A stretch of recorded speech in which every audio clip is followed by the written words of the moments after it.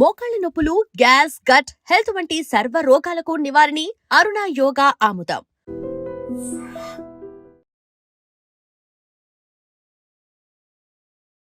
నమస్తే యోగమాత. నమస్తే. నమస్తే అండి. అమ్మా, కాన్స్టిపేషన్ వినటానికి కాస్త చిన్న పదంలాగానే ఉంది, కానీ నిజంగా ఎంత పెద్ద సమస్య అంటే దాన్ని ఫేస్ చేసే వాళ్ళకి తెలుస్తుంది.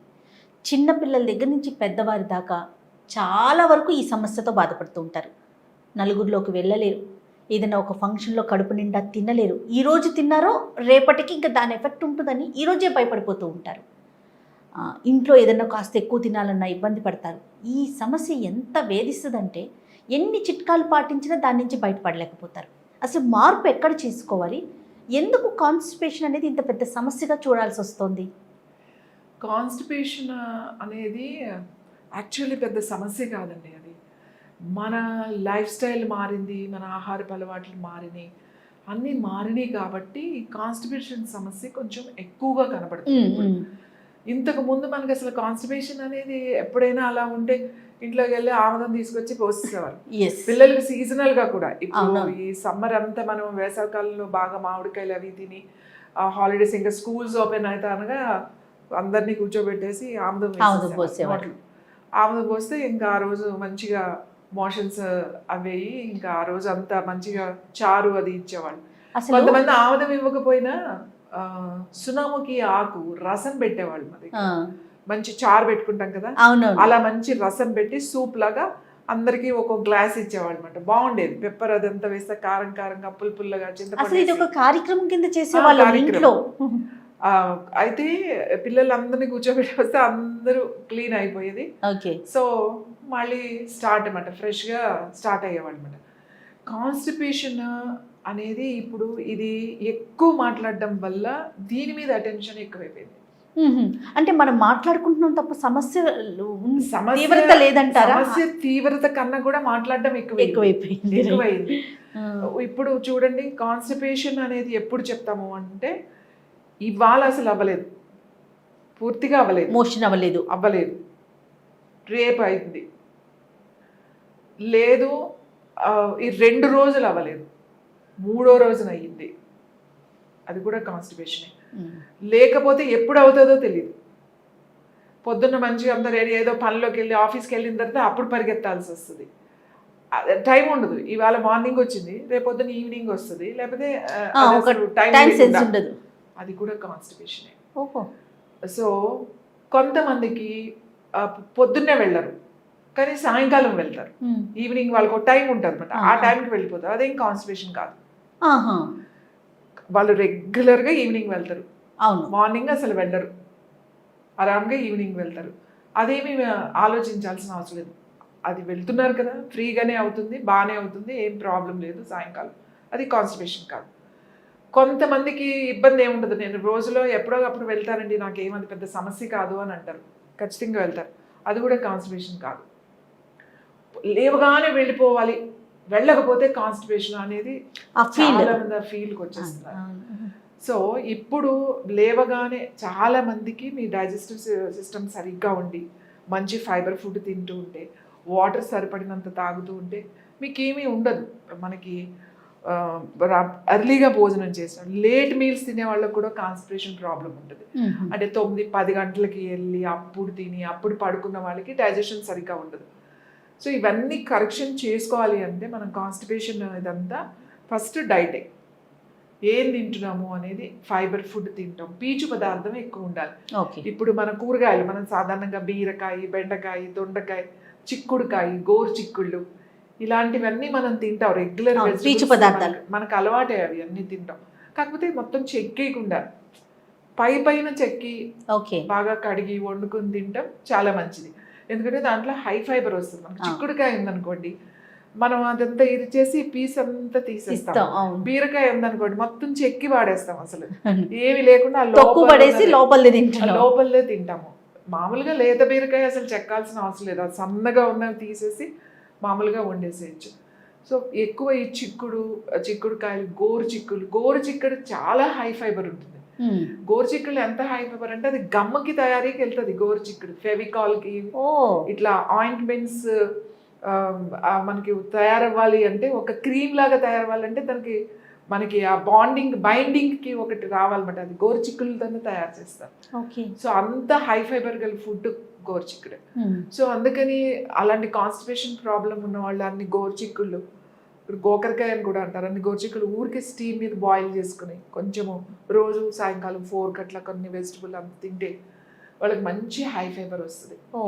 హై ఫైబర్ ఫుడ్ ఏం చేస్తుంది అని అంటే, హై ఫైబర్ ఎందుకు తినాలి అని అంటే, లోపల స్మాల్ ఇంటెస్టైన్స్ అంటే మనం ఏదైనా ఆహారం తిన్నప్పుడు పొట్టలో నుంచి చిన్న ప్రేగుల్లోకి వెళ్తాయి. చిన్న ప్రేగుల్లోనే జ్యూసెస్ అబ్జార్బ్ చేస్తుంది. అంటే న్యూట్రిషన్ అంతా అక్కడే మనకి అబ్జార్ప్షన్ జరుగుతుంది.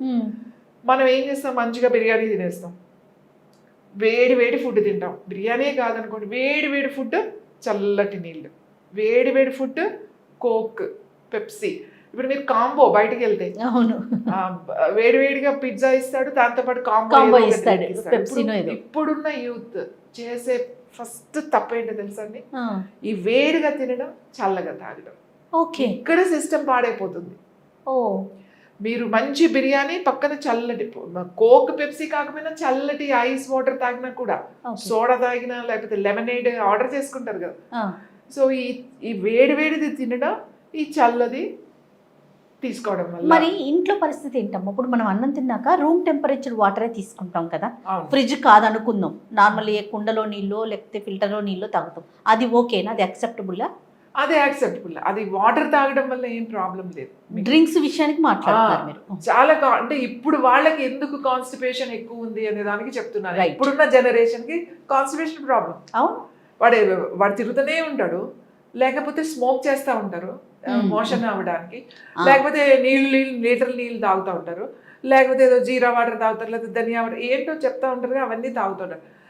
అసలు మీకు ఏమీ లేకుండా మామూలుగా లేచిన తర్వాత మీరు వెళ్ళారు అని అంటే ఏం కాన్స్టిపేషన్ లేదండి. మీరు మోషన్ అవ్వడానికి ఏదో ఒక ప్రయత్నం చేస్తున్నారు అంటే అది కాన్స్టిపేషనే. నైట్ పడుకునేటప్పుడు కొంతమంది వేడి నీళ్ళు తాగాలనుకుంటారు, మరి కొంతమంది మీరు అన్నట్లుగా స్మోక్ చేయటం, కొంతమంది మార్నింగ్ కాఫీ తాగితే తప్ప నాకు మోషన్ అవ్వదు అని చెప్తూ ఉంటారు. అంటే దీన్ని మనం మైండ్కి అలవాటు చేయటం అంటారా? కాదు కాదు, బాడీ మూమెంట్ అది కదలటం లేదు, ఏదో ఒకటి వేస్తే గానీ అది కదలిక లేదు. సో డైట్ హ్యాబిట్స్ ఏవి, డైట్ హ్యాబిట్స్ నేను అందుకే ఏం చెప్తా, హై ఫైబర్ ఫుడ్ తినండి. జామకాయ చాలా బాగుంటుంది, పప్పాయ బాగుంటుంది, ఈవినింగ్స్ 4 o'clock అట్లా తినడం, ఎర్లీగా మీల్స్ తినేడే. ఎందుకంటే మీ డిన్నర్ 6 కల్లా అయిపోయేటట్టుగా కనుక మీరు చేసుకోగలిగితే, లేట్ నైట్ ఆకలి అవుతుందని తినకుండా సాలిడ్ ఫుడ్ ఏమి రాత్రి అయితే మీరు అసలు తినకండి, ఏంటి కాన్స్టిపేషన్ ప్రాబ్లం ఉన్న వాళ్ళు. సో వాటర్ తగినంత తీసుకోవడం. వాటర్ అంటే వాళ్ళు 6 లీటర్లు 7 లీటర్లు ఏం కాదు, 3 లీటర్లు తాగితే సరిపోతుంది. ఇంకొంచెం ఎక్కువ తాగినా పర్వాలేదు, కానీ 3 లీటర్లు ఇనఫ్ వాటర్ ఎక్కువ తాగడం.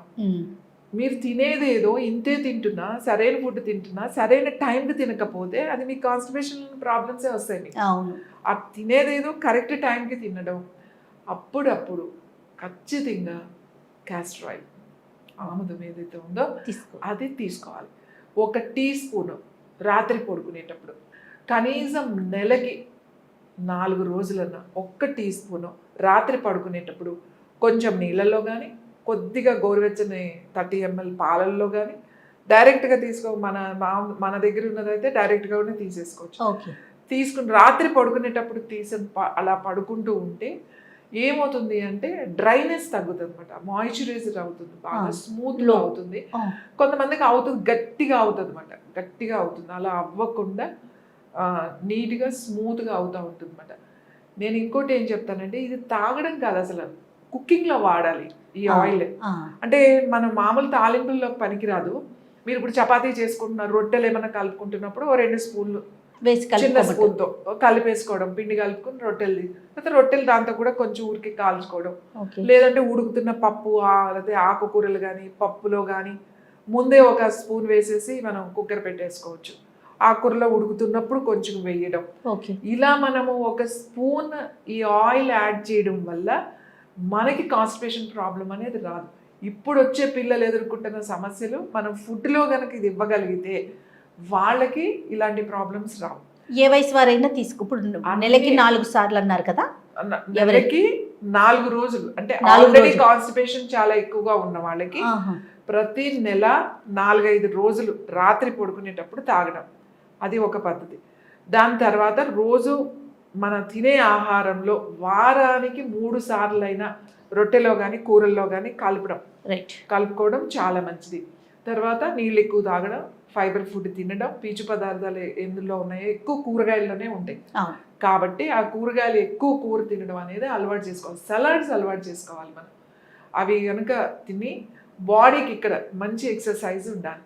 అలా కనుక ఉంటే మూమెంట్ ఉంటే ఈ కాన్స్టిపేషన్ ప్రాబ్లం అనేది ఉండదు. కాన్స్టిపేషనే కదా అని వదిలేయద్దు. ఈ కాన్స్టిపేషన్ మీ మైండ్ని కూడా డిస్టర్బ్ చేస్తుంది. ఎలాంటి ఇబ్బందులు వస్తాయంటారు? కాన్స్టిపేషన్ ప్రాబ్లమ్స్ ఉన్నప్పుడు ముఖ్యంగా ఈ గ్యాస్ట్రిక్ ప్రాబ్లమ్స్, తర్వాత హెడేక్ వస్తుంది బాగా, తర్వాత ఐస్ కూడా మనకు అంత బ్లర్నెస్ ఉంటుంది, తర్వాత సరిగా ఆలోచించలేము, స్కిన్ అలర్జీస్ కూడా ఉంటాయి, స్కిన్ ప్యాచెస్ వస్తాయి, అన్ఈవెన్ టోన్ అవుతుంది, తర్వాత మీకు స్కిన్ ఇష్యూ కాకుండా అలర్జీస్ అంటాం, కొన్ని అలర్జీస్ లాంటివి వస్తాయి. తర్వాత ఏమవుతుంది అంటే సరిగా ఆలోచించలేము. ఎందుకంటే మేము ఎవరైనా అలా మాట్లాడుతున్నప్పుడు నా దగ్గరికి వచ్చినప్పుడు మాట్లాడుతున్నప్పుడు కొన్ని ప్రాబ్లమ్స్ మేము చెప్పగలుగుతాం. కాన్స్టిపేషన్ ఉంది, పైల్స్ ఉన్నాయి, వాళ్ళు ఏం చెప్పాల్సిన అవసరం లేదు. ఎందుకంటే వాళ్ళు మాట్లాడే విధానంలోనే తెలిసిపోతుంది. చిరాగ్గా, విసుగ్గా ఇట్లాంటివన్నీ కూడా ఉంటాయి. అంటే బేర్ చేయలేరు అనమాట. సివియర్ కాన్స్టిపేషన్ ప్రాబ్లంతో బాధపడేవాడు అసలు ఓపిక ఉండదు వాళ్ళకి. మనం మాట్లాడేది పూర్తిగా కూడా వినరు. ఇలాంటివన్నీ కాన్స్టిపేషన్ అంతా ఫేస్ చేయాల్సిందే. ఇంకొకటి అది అలా ఉండడం వల్ల మనకి రివర్స్ బ్లడ్ లో మళ్ళీ రివర్స్ అవుతుంది కదా. సో ఆల్ టాక్సిన్స్ అన్ని బయటకు వెళ్ళిపోవాల్సినవి మళ్ళీ మనకి రివర్స్ అవుతున్నాయి. అవి ఆ లోపలే ఉండడం వల్ల అనవసరమైన గ్యాసెస్ లోపల కూడా తయారవుతా ఉంటాయి. కాబట్టి ఇట్స్ ద బెస్ట్ ఏంటంటే అది ఉండకుండా చూసుకోవడం. మీకు గుర్తుంటే కనుక చిన్నప్పుడు ఉగ్గు కూడా మనము ఆముదం పోసేవాళ్ళు. అవును, పిల్లలకు కూడా. ఇప్పుడు అసలు ఆముదం అనేది హాస్పిటల్లోనే చెప్తున్నారు, మీరు అసలు ఎలా చేయకూడదు, వేయకూడదు. ఆముదం అంటే అండి అందరికి ఎలా అయిపోయిందంటే ఏదో బాటిల్స్ తాగరు. పుట్టిన పిల్లలకి ఊరికి రాస్తారు. ఎందుకని? వాళ్ళు తాగే పాలలో, తల్లి పాలైనా సరే డబ్బా పాలైనా సరే, తల్లి పాలల్లో కూడా ఒక్కొక్కసారి వాళ్ళకి డైజెషన్ అవ్వదు. గ్యాస్ లాంటిది వచ్చి పొట్టది ఉబ్బరంగా ఉంటుంది, పిల్లలు ఏడుస్తారు అని చెప్పేసి ఇంత తీసి నాలుకకి రాస్తారు, లేదంటే పొట్టకి రాస్తారు, లేదంటే మాడికి రాస్తారు. ఇవన్నీ చేస్తారు వాళ్ళకి. ఎందుకంటే వాళ్ళకి ఆ గ్యాసెస్ ఏమైనా ఉంటే బయటికి వచ్చేస్తుంది అని చెప్పేసి అవి చేస్తారు. అసలు ఇప్పుడు ఆముదం అంటే మీరు అన్నట్టుగా ఆముదం కూడా ఇప్పుడు సరైన ఆముదం మనకి లేదు, దొరకట్లేదు. అది ఒక సమస్య అయిపోయిందండి. ఏది మనకి ప్యూరిటీ ఉంది అంటే ఇది బాగుంది, ఇది స్వచ్ఛమైన ఆముదం ఎట్లా తెలుస్తుంది చూడగానే? మనకి ప్రాబ్లం ఎక్కడ వస్తుంది అని అంటే ఇవి సీడ్స్ ఆముదాలు ఉంటాయి కదా, ఆముదాలు బల్క్ లో కొన్ని అవి గొడవల్లో వేసేస్తారు, అవి పాడైపోయినాయి, ఇంకా బూజు వచ్చినాయి, ఏది ఏం వదలరు, అన్నీ వేసేసి పట్టేస్తారు. ఆముదాల సెలెక్షన్ చాలా చాలా ఇంపార్టెంట్. ఆముదాల్లో కూడా చూసి సెలెక్ట్ చేయాలి. ఇప్పుడు మనం చేసే ఆముదం అసలు పండించే ఆముదాలు కాదు. అది ఇవన్నీ మనకి వాటికంతటికై పెరిగినవి, సహజంగా వచ్చినవి. అవి ఎవరు పండించరు. ఇప్పుడు అడవుల్లో కొండల మీద ఎవరు పండిస్తారు? వాటికి అవే వస్తూ ఉంటాయి ఆ సీజన్కి. ఎవరైతే అక్కడ అడవి గిరిజనులు ఉంటారు వాళ్ళతో ఏరుకుని తెచ్చుకుంటారు. అవి తెచ్చుకున్నవి మనం కలెక్ట్ చేస్తామంట. ఒక్క ఏరియా నుంచి కలెక్ట్ చేయమని సరిపోదు మనకి, అలాగే అన్ని చోట్ల నుంచి కూడా కలెక్ట్ చేస్తాం. తీసుకొచ్చి మళ్ళీ దాన్ని ప్రాసెస్ చేయడం చాలా కష్టం. అవన్నీ దాంట్లో 75% ఉంటుంది ఆముదం.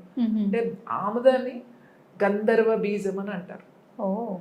గంధర్వ బీజం అని ఎందుకన్నారంటే ఆముదము అన్ని విధాలుగా ఉపయోగపడుతుంది. అంటే ఆ ఆముదంలో లోపలికి పెనిట్రేట్ అయిపోతుంది. ఇప్పుడు మీకు ఇక్కడ ఏదైనా నొప్పి ఉంది, లేకపోతే ఇప్పుడు కాన్స్టిపేషనే తీసుకుందాం. కాన్స్టిపేషన్ కి మీరు ఇంకా నేను తాగలేను రాసుకోండి. అవును, జస్ట్ అప్లై చేయండి. నేను కూడా ఫీల్ అయ్యాను చాలా సార్లు, అది చేస్తాను నేను. గ్యాస్ ఉన్నా కూడా మీకు పోతుంది. చిన్నపిల్లలకే కాదు, పెద్దవాళ్ళకి కూడా. ఈ నాభిలో 4 చుక్కలు వేసేసుకుని మంచిగా ఎవ్రీడే కూడా వేసుకోమని చెప్తారు కదమ్మా. దాని వల్ల ఏంటి ఉపయోగం? పడుకునే ముందు కనుక వేసుకుంటే మీ డైజెషన్ చాలా బాగుంటుంది. తర్వాత మీ కళ్ళు చాలా బాగుంటాయి. అంటే కళ్ళకి కూడా మంచి బలం వస్తుంది. కంటికి అట్లా అప్లై చేయమంటారు. కంటికి అప్లై చేయకుండా నాభిలో వేసుకుంటేనే, నాభిలో వేసుకుంటే నాభి సూత్ర అంటమాట.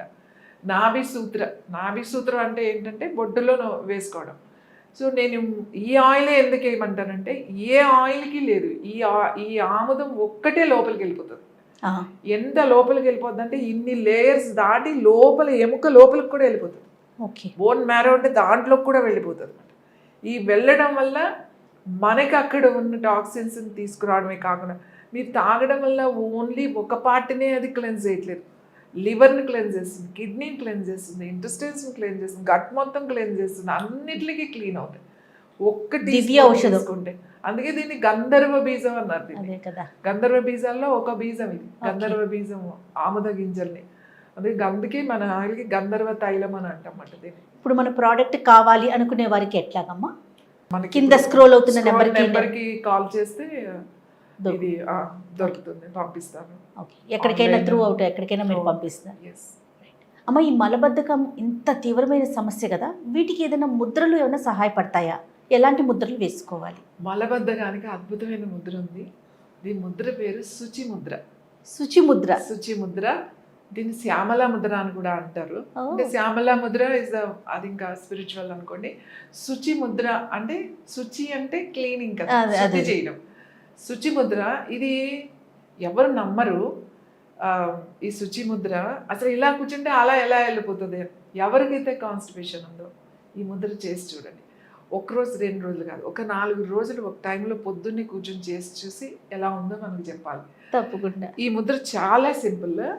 ఇట్లా ఇది ఉంది కదా, ఇలా మూసి ఈ ఒక్క వేలు ఇలా పెట్టకూడదు, ఇట్లా స్ట్రైట్గా పెట్టకూడదు, ఇలా పైకి ఉండాలన్నమాట. ఓకే. పైకి చూస్తున్నట్టుగా ఉండాలి, ఇలా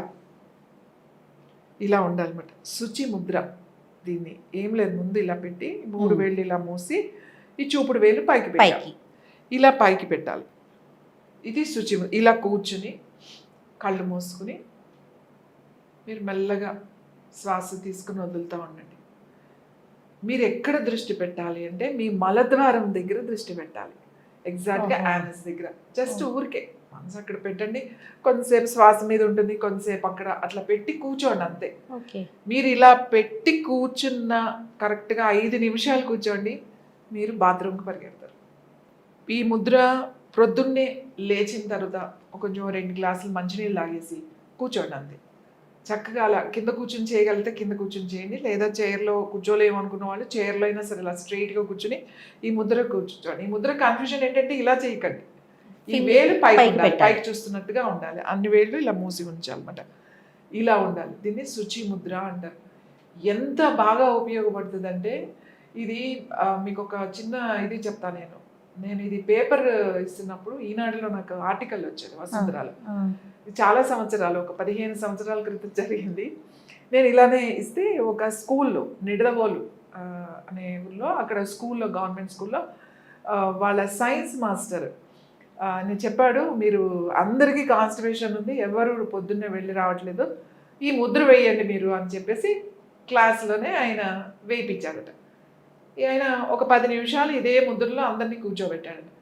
ఒకళ్ళు వెళ్తున్నారు అందరూ వెళ్తున్నారు. సో ఆయనకు అనుమానం వచ్చిందంట, కావాలని వీళ్ళందరూ ఇలా వెళ్ళిపోతున్నారేమో అని చెప్పేసి అసలు వీళ్ళు వెళ్తున్నారా లేదా అని చెప్పి ఆయన చూసి వచ్చి నిజంగానే వెళ్తున్నారు, ఇది ఏంటండి అని ఆయన హెడ్ మాస్టర్ దగ్గరికి వెళ్ళి చెప్పారంట. ఇది అసలు ఎలా అండి, నేను ఏదో ఆవిడ ఇలా అందులో చూసి పేపర్లో చూసి ఇది చెప్పాను అని చెప్పి నాకు ఆ హెడ్ మాస్టర్ ఫోన్ చేశారు. ఒకరోజు ఫోన్ చేసి నేను ఫోన్ లిఫ్ట్ చేసి అలా అనగానే థ్యాంక్ యూ టీచర్ అని అందరు పిల్లలు అరుస్తున్నారు. ఏంటి ఎవరు ఇలా అరుస్తున్నారు, ఎవరండి అంటే మా పిల్లలందరూ మీకు థ్యాంక్స్ చెప్తున్నారు. మంచి ఎక్స్పీరియన్స్. ఎందుకు అంటే వీళ్ళందరూ నా 3 రోజుల తర్వాత ఇవాళే వెళ్ళారు అందరూ. ఆ ముద్ర వేస్తే, ఆ ముద్ర ఇలా వేస్తే ఎట్లా వెళ్ళారమ్మా, అసలు నాకు చాలా ఆశ్చర్యంగా ఉంది అని చెప్పి మీకు పర్సనల్గా చెప్పాలి. అంటే నాకు అది ఇప్పటికీ మర్చిపోలేను. వాళ్ళందరూ పిల్లలందరూ అలా చెప్తుండే, అంటే అంత బాగా పనిచేస్తుంది. చిన్నపిల్లలకు కూడా, పిల్లలు ఎవరికైనా కాన్స్టిపేషన్ ఈ ముద్రలో కొంతసేపు కూర్చోబెట్టండి. ఒక రోజులో మీకు తెలియకపోవచ్చు, ఒకసారి ఏం తెలియవచ్చు, కానీ 2-3 రోజులు అలా కొంచెం చేయండి, మీకే అర్థమవుతుంది, మీకు ఆ మూమెంట్ స్టార్ట్ అయిపోతుంది. సో ఈ ముద్ర శుచి Mudra it's very important for constipation ఉన్న వాళ్ళకి. మోషన్ ఫ్రీగా అవ్వట్లేదంటే రోజు ఒక 5 నిమిషాలు ఈ ముద్ర చేసేయండి, ఫ్రీ మోషన్ అయిపోతుంది. సూపర్.